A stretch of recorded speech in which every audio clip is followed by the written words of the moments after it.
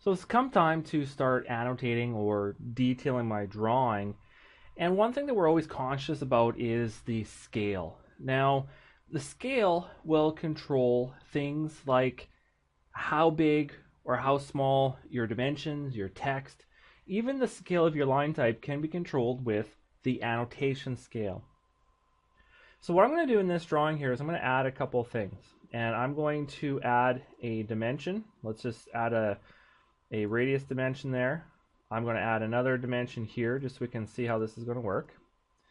And I'm going to add in some text, and I'm going to place in text right here, and I'm going to say that this is my wheel.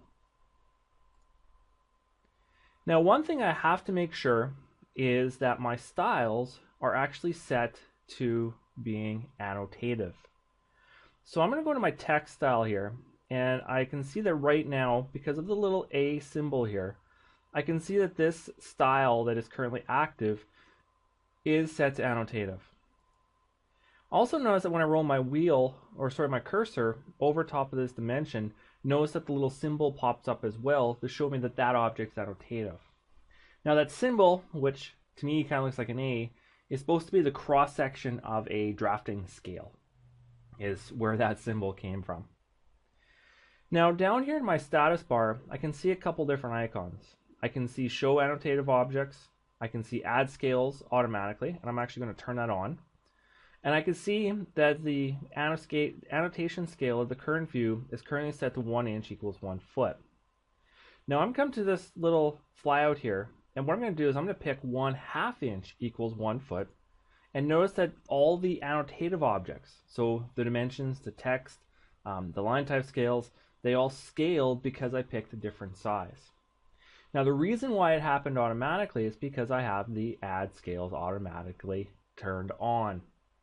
Now if I come in here and I change it, let's say to 1.5 inch equals 1 foot, notice that everything gets smaller because I'm able to adjust those values. Now let's turn off the auto option for a minute. And at this point, if I go back to 1 inch equals 1 foot, they still change because I was at that size. So while I was at that size, it had already added the scale. But if I pick a new scale now, let's say something I haven't been to, let's say 3/4 to 1 foot, notice that nothing's updated. So nothing has changed size. So what I'm going to do is I'm going to take this dimension here and I'm going to right click on it. And what I'm going to do is I'm going to go into my annotative object scale. I'm going to add the current scale. So now 3/4 inch equals 1 foot has been added to that dimension. Now if I click the show annotative objects and turn that off, notice that the other objects disappear because they don't have the active scale added to them. So what that means is that you can actually have annotative objects appear and disappear depending on the scale and whether they're part of that scale or not. Now last little bit about the annotation scale is I'm going to go to this 3 inch dimension and I'm going to right click on it and I'm going to go into my annotation scale and I'm going to go into my add delete scales. And I can come in here and I can say, well, you know what, I changed my mind. A 3/4 inch equals 1 foot should not be part of that. So what I'm going to do is I'm going to click delete. I've removed it, and now it's going to go back to the size it was before.